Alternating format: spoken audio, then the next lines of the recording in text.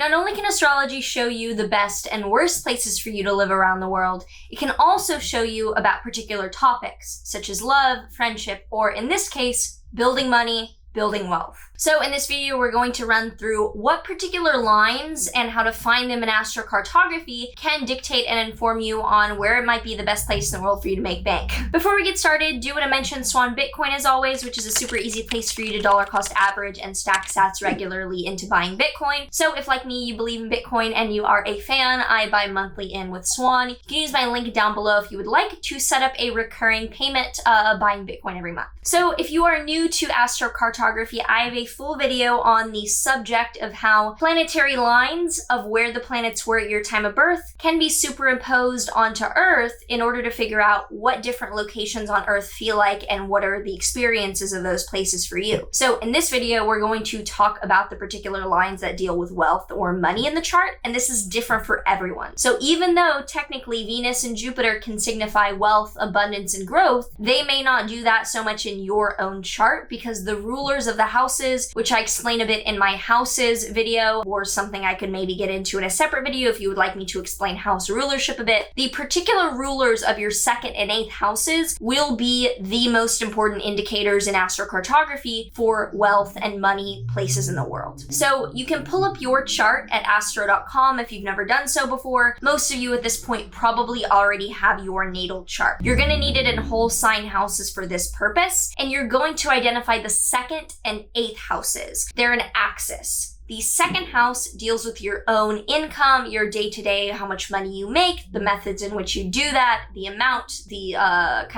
system in which you do that. The 8th house is other people's money, which can be taxes, it can also be investments, it can be trading. So some of us have a stronger or more preferable 2nd or 8th house. Some of us don't have very much going on in either. This does not mean you're broke, it just means that there's not so much of a detailed story. Planets in houses are details. The planetary ruler of a house is the outcome or the overall gist. So you can identify planets in these houses and see what overall kind of details for the stories going on. I have Uranus in the 2nd house. Uranus is volatility, up and down, lack of stability. My day-to-day and even month-to-month income can vary multiples just depending on markets, depending on how I trade, depending on many, many different things. I also have a lot going on in my 8th house. I do have a very heavy, very engaged trading portfolio that is pretty crazy, involving a lot of meme coins and very risky trades and things like that. So that's a bit about the details of my 2nd and 8th houses. But for this purpose of astrocartography, you're going to need to identify the planetary ruler of the sign on the 2nd or 8th house. It does not matter what planets are in the 2nd or 8th house. You want to look at what planet rules the sign of the 2nd or 8th house, which is Aries, Mars, Taurus, Venus, Gemini, Mercury, Cancer, Moon, Leo, Sun, Virgo, Mercury, Libra, Venus, Scorpio, Mars, Sagittarius, Jupiter, Capricorn, Saturn, Aquarius, Saturn, or Pisces, Jupiter. So for these purposes, I am using traditional rulerships as a way to make sure that we are just getting the simplest, most direct path to these planetary lines. So I'm going to take my 8th house ruler. My 8th house is Leo, so I will be looking for my sun line. I have 2 major locations that are sun lines. I have one sun line going through South America, which will be interesting because I won't be going directly to these places, but I will be in South America next week, so I'm interested to see kind of the vibe this week, I guess. I will be hitting my Jupiter line, but that does not deal with wealth for me. I will be going to Brazil to visit my Jupiter line video coming up, documenting me visiting my Jupiter line. But the sun line for me, on one hand, goes through South America, on the other hand, goes through Bali, right through Denpasar, and I've been to Bali. For me, my sun line is a bit complex because it's conjunct the North Node exactly. The North Node is a huge exacerbator indicator. It makes things extreme, pretty intense,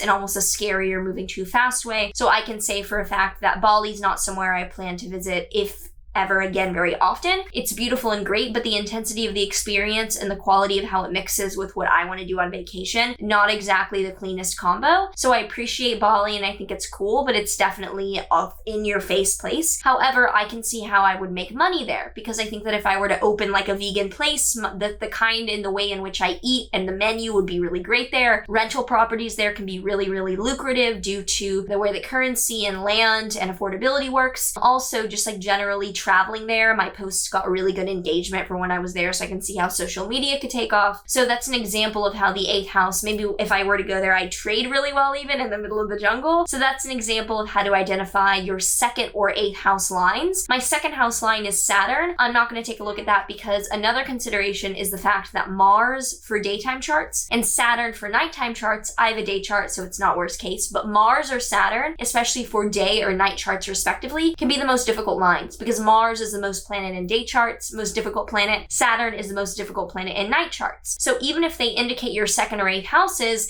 they might come with other troubles that make them a little less valuable or wanting to live there full time. A consideration, just like how Venus for night charts and Jupiter for day charts is great generally, sometimes that can outweigh wanting just one particular thing like wealth or money. So I hope that this is helpful. Let me know down below any questions or thoughts or comments you have about the places in the world where you see that you can build the most wealth, where your 2nd or 8th house planetary rulers' lines are. Maybe I take a trip to Bali and document if I trade better there. Let me know if that would be a cool video. Otherwise, I will see you in the next one. Take care.